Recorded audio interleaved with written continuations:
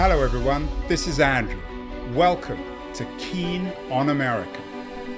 On July 4th, 2026, America will be 250 years old, an anniversary that will, no doubt, be greeted with a mixture of celebration, contemplation, and resignation. In Keen on America, Andrew talks not just about the American past and present, but also speculates on its future. What, Andrew asks, will be the 21st century fate of this now venerable American republic?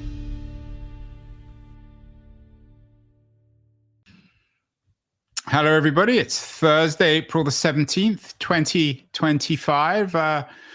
Long-time or regular viewers and listeners to the show know that I'm a big fan of John Maynard Keynes. I often quote him. Of course, he's most famous perhaps for his quote, "In the long run, we're all dead," but he had many other wise remarks, including the one, supposedly it's attributed to him, although it might be from a fellow economist, Paul Samuelson.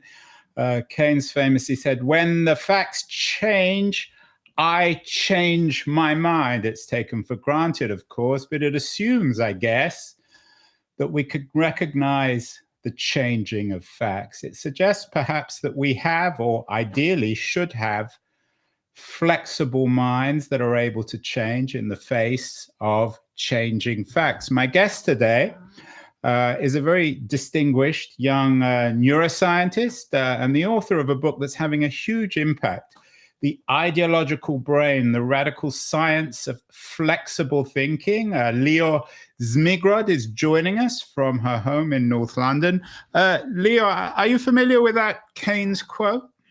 I think I've heard it before, and in many ways it reflects the exact way in which we should oppose ideologies, which is to update our beliefs when the evidence suggests we should.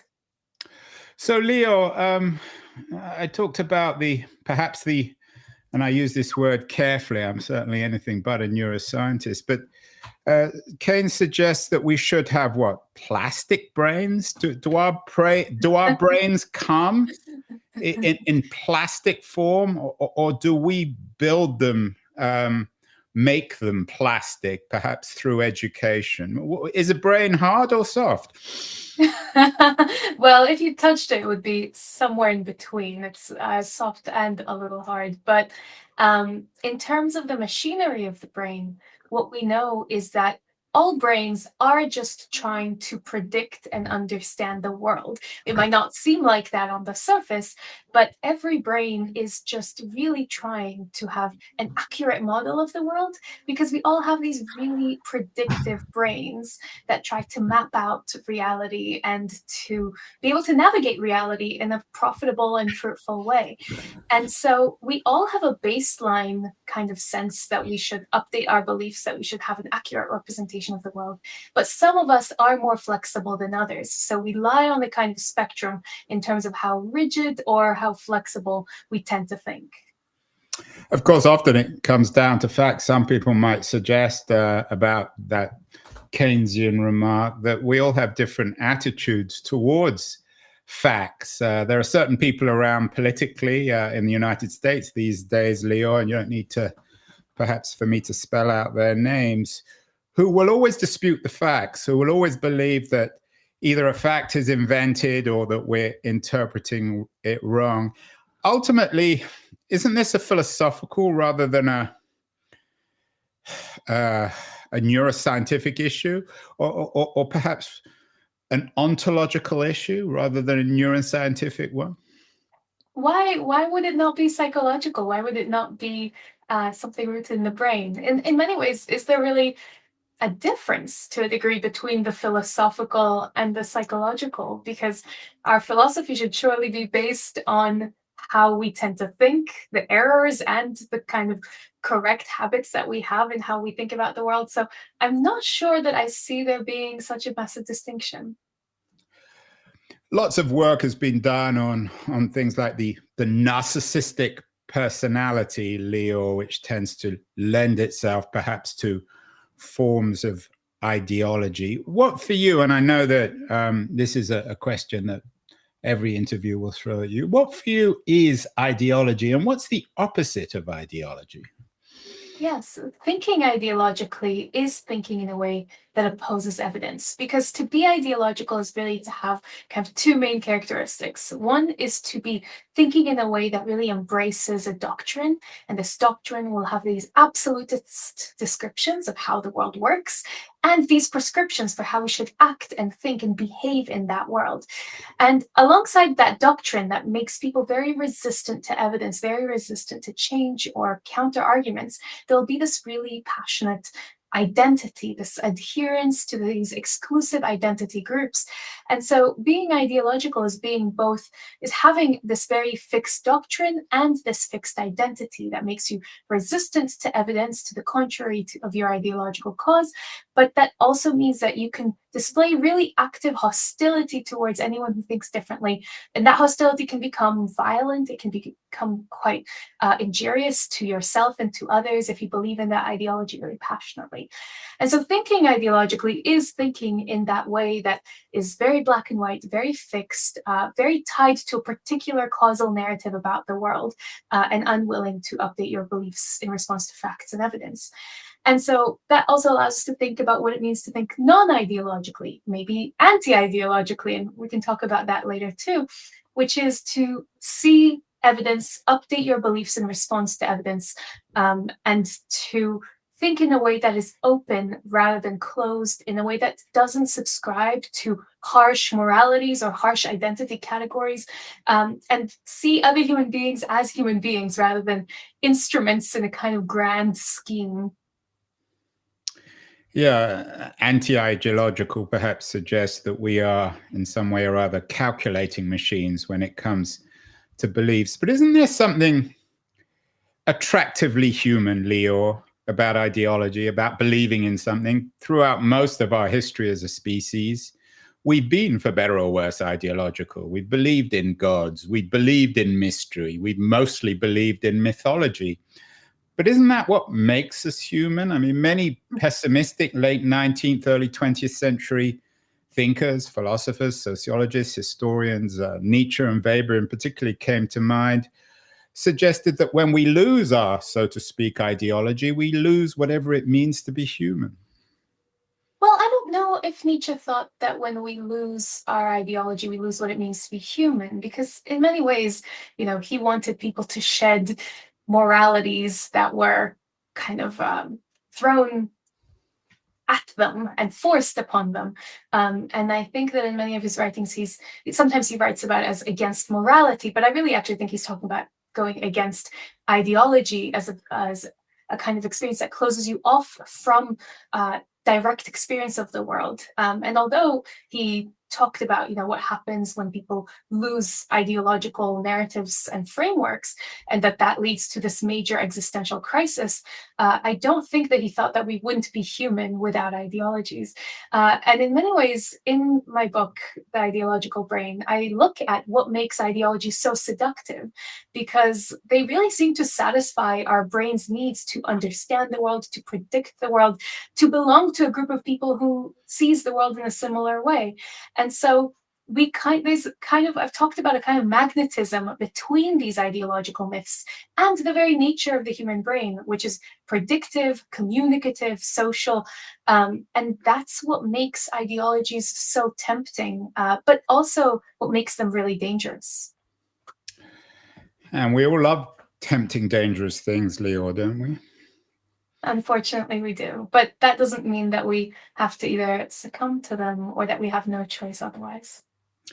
Yeah, you sidestepped the Weber reference. Weber was, of course, famous for his theory of disenchantment, also for his theories of the Protestant ethic.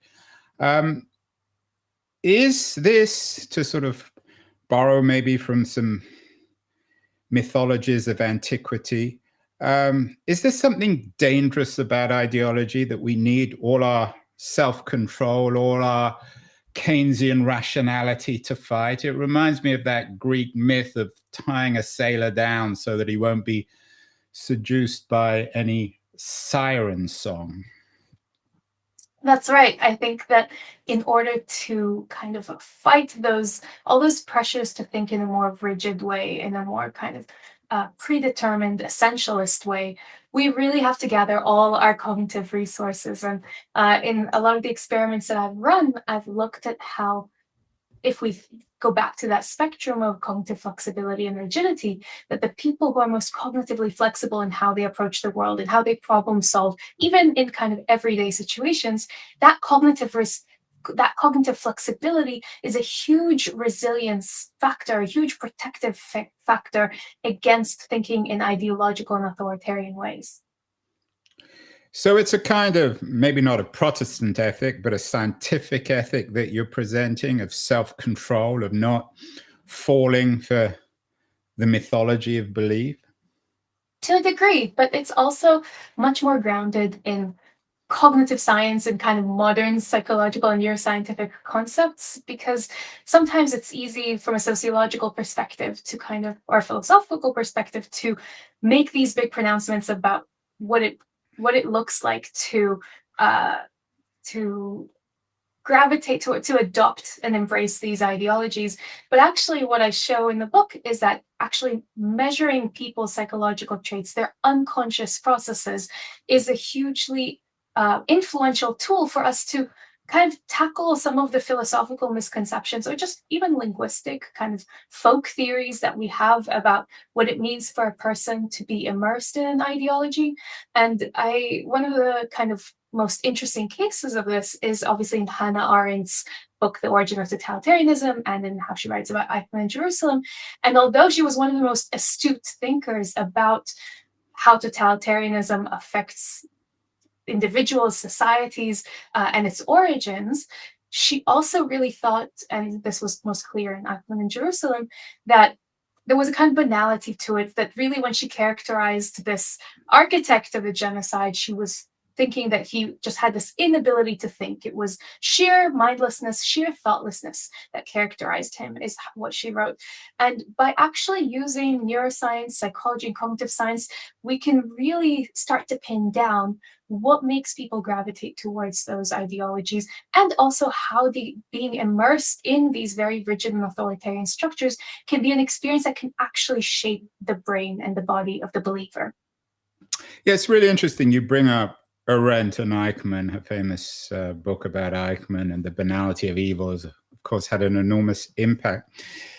I mean, my reading, and it's a very controversial book, but my reading of Arendt's interpretation of Eichmann was that he was lacking ideology, that he'd been somehow taken over by the bureaucratic mind, and he didn't think for himself. In your mind, is the Arendtian take on Eichmann that he had too much or not enough ideology? I think that in her case, and in the way that she writes about him, she really focuses on that capacity to think. And like you say, that capacity to think independently. And I don't know what she says, or how to interpret exactly what she says about whether he is too full of ideology or too empty of ideology, but she definitely talks about him being like empty of thought, or empty of rational capacities. And I think that all the science that looks at this actually now suggests that that's just not true, and that that's a really problematic metaphor, the idea that he's thoughtless, mindless, empty of something, because it really misleads us when we're actually looking at what are the processes that happen when a person becomes involved in an ideology, embracing it passionately. What we see isn't an absence of thought or an absence of rationality. We actually see a lot of reasoning processes taking place, reasoning processes getting distorted. And so by looking and by tracing the logic of ideologies, and by tracing how information processing styles, how cognitive styles, how reasoning behaviors are altered when you are really immersed in ideology, that's a much better and more interesting way to understand what happens for a brain when it's kind of invaded by an ideology in a way, or when it chooses to take on an ideology. Well, it's an interesting way of putting it, a brain invaded by an ideology. So you're treating ideology as a kind of almost as if it's like COVID? It's a disease, is it, in your mind, ideology? So, actually, in the book, in one of the chapters, I really interrogate all these metaphors that we use to describe a brain that is either, so I use invaded kind of ironically, because that is how we often think about it, right? That's something that comes from outside, or kind of tipped into us by an external force, and we're just passive vessels, kind of with no choice. Innocents. Where are the innocents, Yeah, Leo? exactly. People think that the brainwashed individual is just kind of being controlled by other forces, but their inner core, their heart is not actually tainted, right? It's just something that kind of has been tipped into them or envelops them in some way.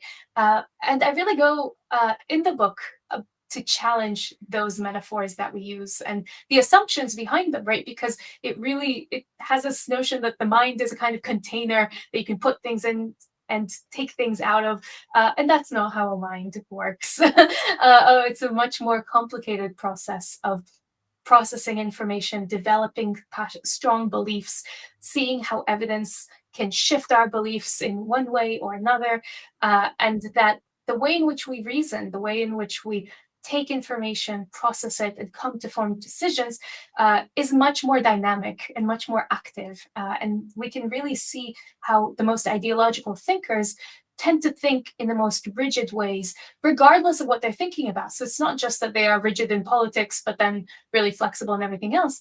Rigid thinkers, ideological thinkers, are rigid about every kind of information, about every kind of problem or domain, whether it's about their kind of creative imagination or whether it's about solving problems and challenges in the world. They tend to think more rigidly. And so this kind of more neuroscientific and psychological approach that uses experiments to map out the ideological brain really helps us challenge those metaphors of invasion or erasure. Speaking of metaphors and words, so what about the N word, Leor, normal?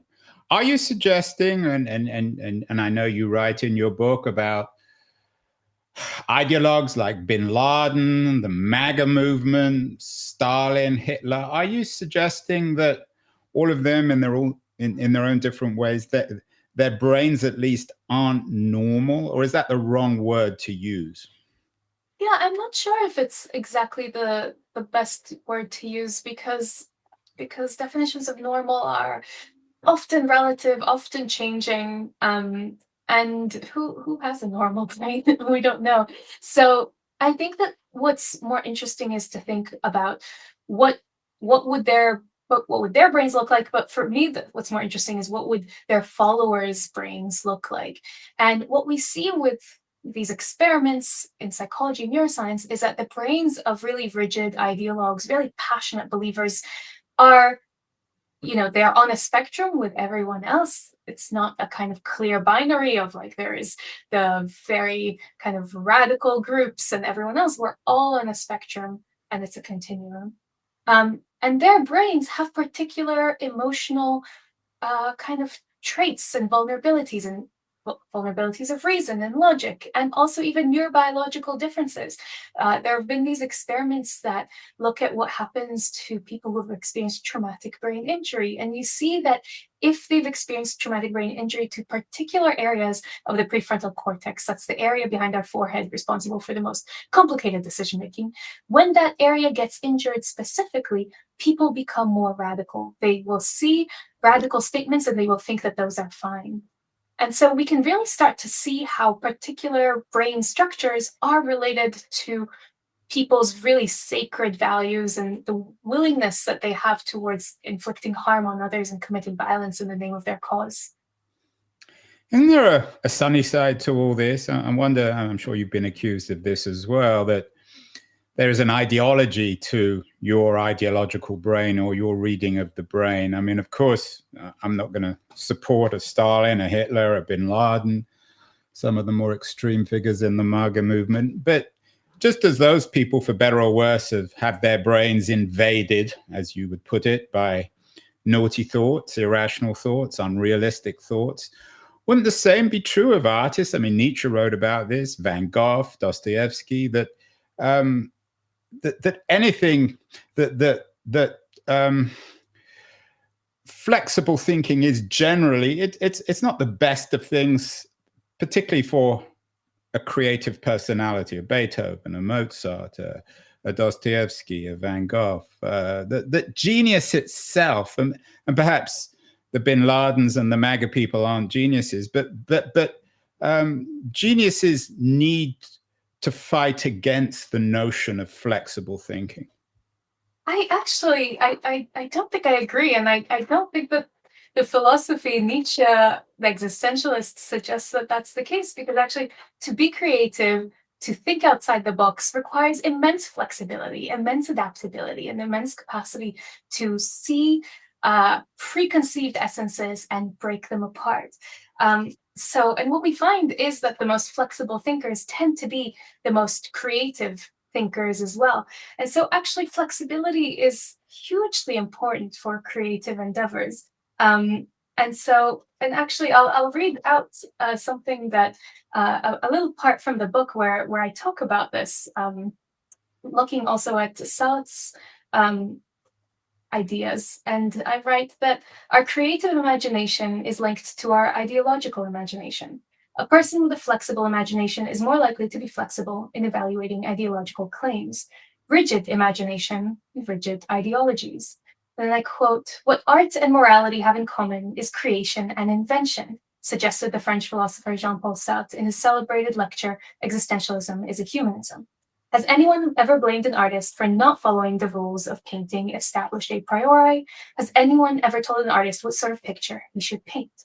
The cognitive capacity to break away from the norm underpins the artist's avant-garde experiments, as well as the non-ideological thinker's shunning of dogma and orthodoxy. So actually, to be creative is very much to be a flexible thinker who can take a fixed essence and see it in a different way. You've mentioned Arendt and Sartre. Who else are your creative heroes or heroines? Who are models who have inspired you one way or the other, perhaps scientifically or intellectually or artistically?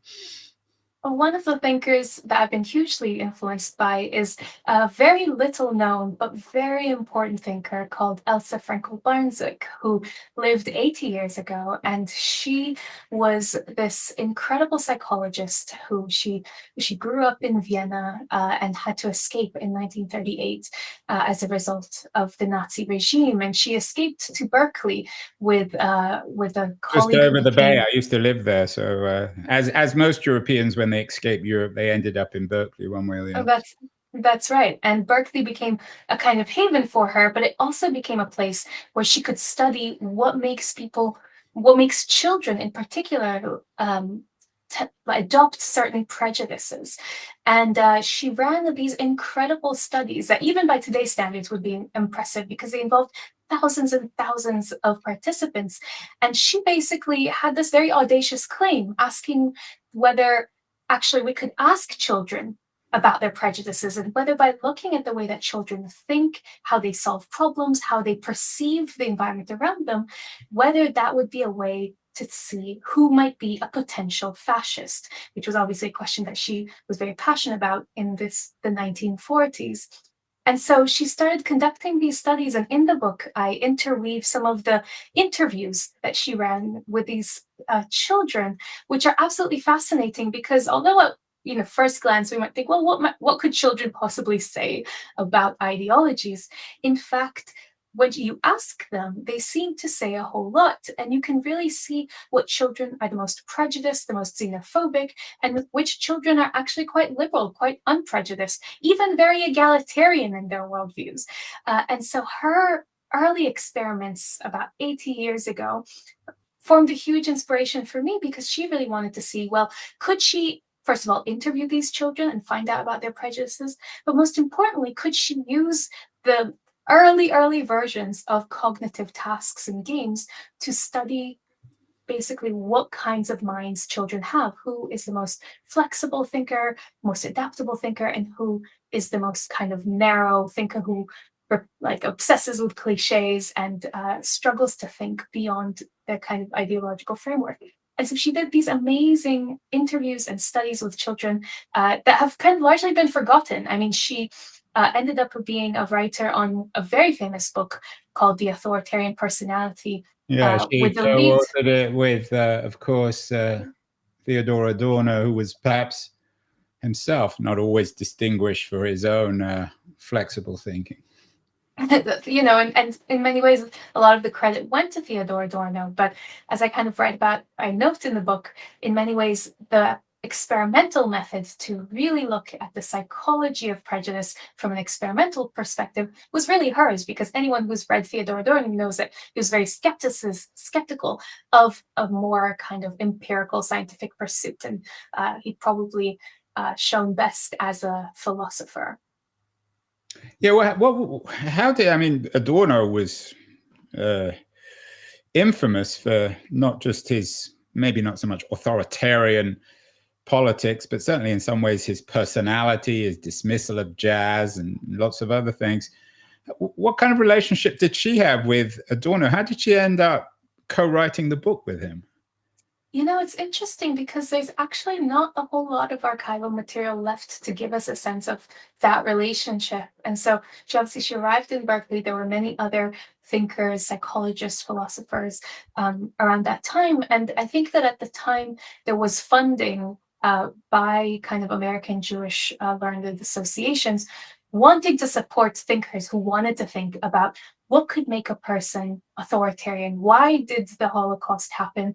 And how could we really understand this in any way? And, they really focused on more like fascistic, authoritarian, right-wing way of thinking about it, and looking at what makes a person authoritarian in those ways.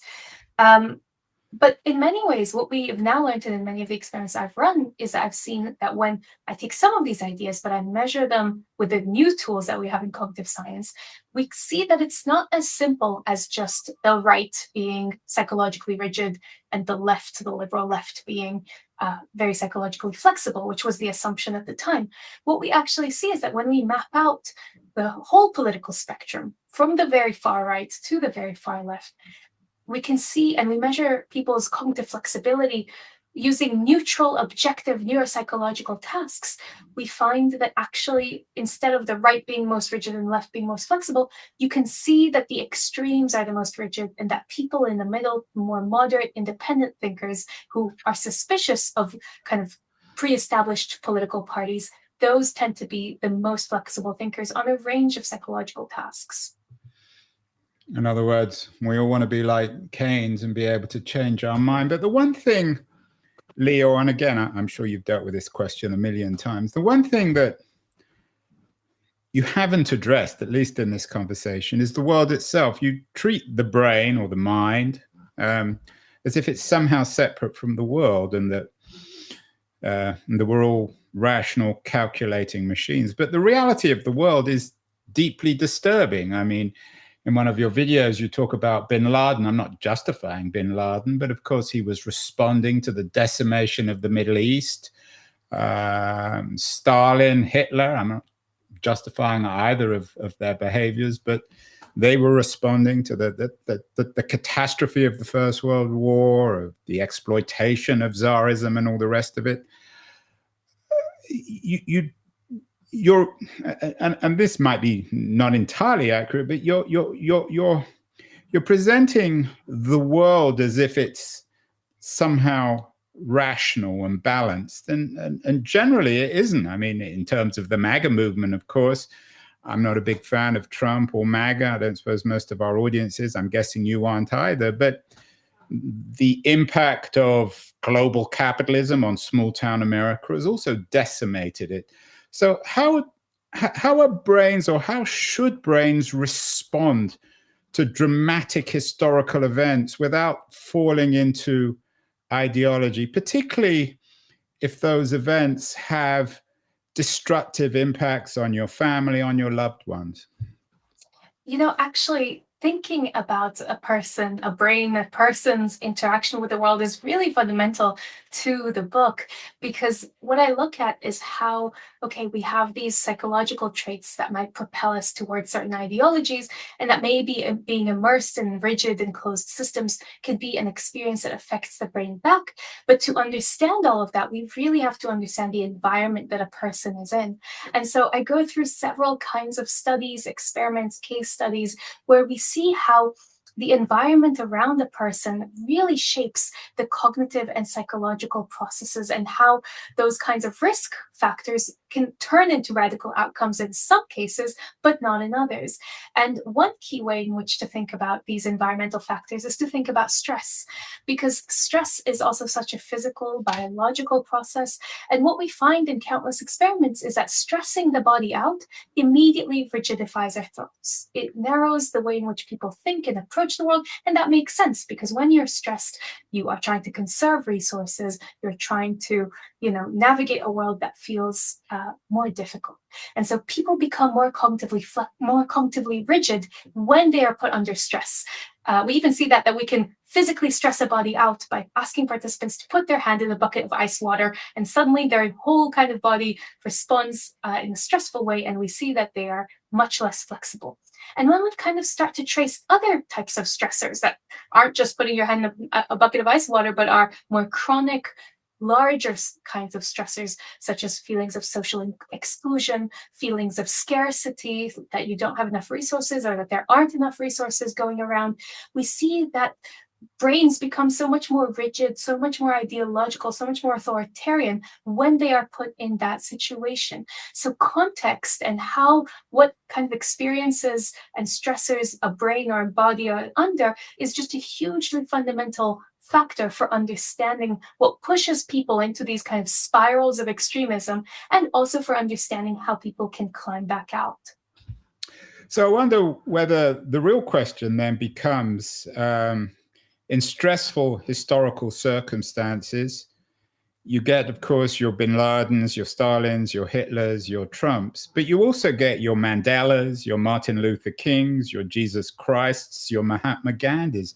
What distinguishes these types? What's the difference between the brain of a Mandela, who lived through intensely stressful times, and the brain of Donald Trump? Well, probably many things, but I mean, not that you've had access to either of them, of course, as a neuroscientist. No, but it would be fascinating to look at those, to study them in a brain scanner. But what I think you're tapping into is that you can have a stressful situation and people deal with it in profoundly different ways. Some people gravitate towards closed systems of beliefs, maybe to more racist worldviews, to more sexist worldviews, towards worldviews that are closed, that see the world as a fight for a kind of domination and a struggle for resources, and that one group must dominate the other. Whereas other people can reframe that, and rather than seeking that kind of competitive mindset, maybe look towards a more collaborative, kind of humanistic way of approaching the world's problems of resources and treatment and power and inequality. And there are many things that could differentiate those brains. So that can be those psychological traits, those personality traits. We even see that bodies that believe and brains that believe that inequality is a bad thing will physiologically respond differently to bodies who think that inequalities are things that should be corrected, changed, maybe removed. There's this amazing experiment that saw that when people were asked to look at videos of people experiencing injustice, experiencing homelessness, and talking about their adversity, a person who thinks that inequalities are a bad thing, that they are not natural, that they're not good, that maybe they're things that we should try to fix, when they saw that video, their whole body reacted, their heart rate elevated, their physiological arousal spiked, because they're biologically distressed at the injustice. Whereas other people who believe that inequalities and domination structures are good will actually be very numb. Physiologically, their bodies don't react to that sign of injustice. They don't seem to react any differently than they do to actually a video of coffee beans being processed. And this is really chilling, but it also shows that ideology really conditions our physiological, biological responses to the world. And so that's a key part of the puzzle that we often overlook. So unfeeling is a kind of psychosis, you're suggesting? I don't know if it's a psychosis, but it is a very profound kind of biological marker for whether a person and can empathize, can feel the problems of injury and injustice, or whether they're blunted. And ideologies, like very strong, rigid ideologies, blunt our experience of the world in that way. You brought up Elsie Frankel-Brunswick, the Austrian emigre from fascism, who is the co-author of The Authoritarian Personality. She's no longer around. You also brought up Sartre. He's no longer around. I brought up Mandela. He's no longer around. Do you have examples, either in the book or in your own mind, of flexible thinkers who we ordinary people can emulate, can look up to, and use as models? Of course, Keynes isn't around either. He's a kind of model too. It's hard because politics, and especially today, seems to favor very ideological solutions, very kind of mindsets that are more dogmatic and passionate about singular causes rather than mindsets that are flexible and open. And so I'm not sure if there are any, and I'm in general suspicious of idols in some ways, because everyone is flawed. Not maybe not so much an idol, but a model, someone we can say, well, that's I mean, you brought up a lot of examples of people who've been invaded by what you call the ideological brain, but someone without an ideological brain who we might all recognize. Yeah, I don't know if there's a single person that comes to mind, but that doesn't mean that we don't know them individually or personally in our lives and that we couldn't become ones. And towards the end of the book, I talk about what it means to be a flexible thinker, how each person can try to cultivate that in their own lives by finding ways to accept ambiguity and to really understand that flexible thinking is not persuadability by anything. And it's also not a kind of passive moderation. You're not just finding the average of everyone's opinions and falling somewhere in the middle. To have a brain that is flexible, that tries to resist ideologies, is a brain that's constantly hard at work at balancing, being receptive to evidence, thinking about all those identity categories that we often put us in their boxes, that we put other people in their boxes, trying to resist those fixed identities, those fixed doctrines, and doing that in a very active way. And it's not an easy task because there are so many pressures trying to rigidify us, to put us into ideological camps. But I really strongly think that each person can become more flexible, regardless of where they are on that spectrum of flexibility and rigidity, and that it's probably a good way to feel more mentally free, more authentic in the way in which you approach the world. What do you think? I'm not sure if you're an expert on her, but how would somebody like Greta Thunberg fit into your analysis? Should she be someone whose brain has been invaded by ideology? Well, I don't know her, and She's a single issue person, and I'm guessing you're probably sympathetic to the environment as I am, but sometimes are our views on this colored by the issues themselves? In other words, what I'm perhaps suggesting in that question is that when someone is committed to an quote unquote ideology that we all kind of approve of, we don't think of it in ideological terms. Yeah, I think that's really true. And that's one of the things that I try to raise in the book, is this question of, well, we need to think about what it means to think ideologically, dogmatically, in a way that, where you start to believe that it's okay to harm innocent people in the name of your ideological group. And we need to think that about any ideology, because it's not just what you believe, but it's how you believe. And so looking at any kind of ideological movement, whether it's one that we think is benevolent or good or ethical, is as important as studying the ones that we know to be bad, because only by studying how all of these kinds of ideological currents can become rigid and dogmatic, that's the only way in which we can think about what progress might look like that's not tied to these very, very closed systems of beliefs. So I completely agree that it's completely fundamental to think about what it means to join any kind of ideological extremism, any kind of ideological movement, regardless of its mission. So maybe sometimes it's healthy to have an ideological brain, a Greta Thunberg, a Malcolm X, someone fighting against self-evident injustice. It requires perhaps the singularity of an ideological brain. I mean, many people do think that having an ideological brain is a very good thing because maybe you need that for social change, or maybe you need that even just to organize societies in a particular way. I think that from the experiments that I've done looking at what it means to be ideologically extreme or be ideologically rigid, it's rarely good for the human individual because it stops them from being adaptable, to being flexible, imaginative, inventive, emotionally empathic towards everyone. And so, for an individual, I think that being ideologically rigid or extreme is rarely a healthy thing. But some might argue that it's crucial from a societal point of view. We've been very generous, Leor, with your brain. A couple more questions, and then I'll let you go. The headlines today, as always, are dominated by Donald Trump. And these days, the last few days, he's been attacking the university and science more broadly. He's trying to cut the scientific research of universities like Harvard and Princeton. To what extent, and you're a scientist, to what extent, and the subtitle of the book is The Radical Science of Flexible Thinking, to what extent are ideological brains, by definition, anti-scientific? I think that in many ways they are, because to be ideological is to resist evidence, is to resist counter arguments, is to resist any information that negates your ideology in some way. So almost every ideology ends up being anti-empirical, anti-scientific in its spirit, because it resists any evidence to the contrary. Whereas that's the beautiful thing about science, is it's constantly updating itself. It's constantly open to evidence and new information, and to try to incorporate it into the grand understanding of nature.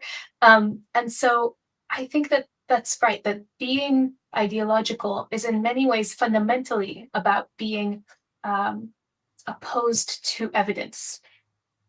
And final question, Leor, easy one. How is AI going to change all this? Is AI the solution? I mean, once we all have these, once we all operate using Anthropic's Claude or OpenAI's ChatGPT, will this free us from the ideological brain? If we have smart machines, they're not going to be invaded by the virus of ideology. Is that the solution? Or might we all ultimately be in the thrall of the ideology of companies like OpenAI and Anthropic? I mean, it's interesting because actually some of the problems with AI is that they can create a world in which it's easy to fake information, it's easy for false information to seem credible. And I think soon we will be seeing AI and maybe we already are, that there are separate AI models for separate ideological communities.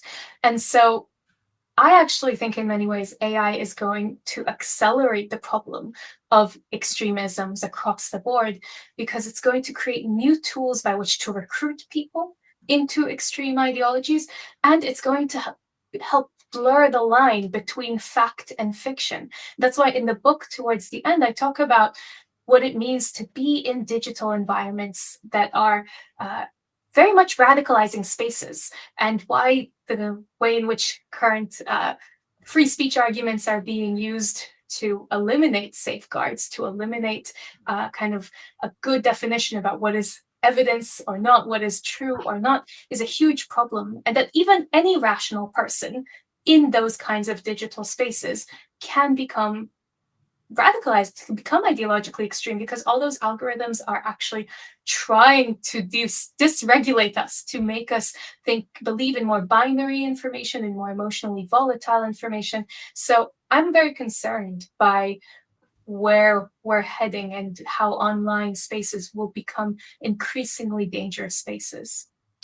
Well, I'm glad, Leo, that you brought it up at the end, because we're online, but since we're at the end of the conversation, everyone now is free to switch off their machines, switch off their screens. Really wonderful interview with Leor Zmigrod. I got the name right twice. It's only the last time I'm going to mention the Z word in this conversation. Her new book, The Ideological Brain, is getting rave reviews, both in the United States and in the United Kingdom. Major new talent in this space. Leor, congratulations on the book, and I hope your next book will be specifically on AI. Thank you so much. We'll get you back on the show. Wonderful conversation. Thank you so much.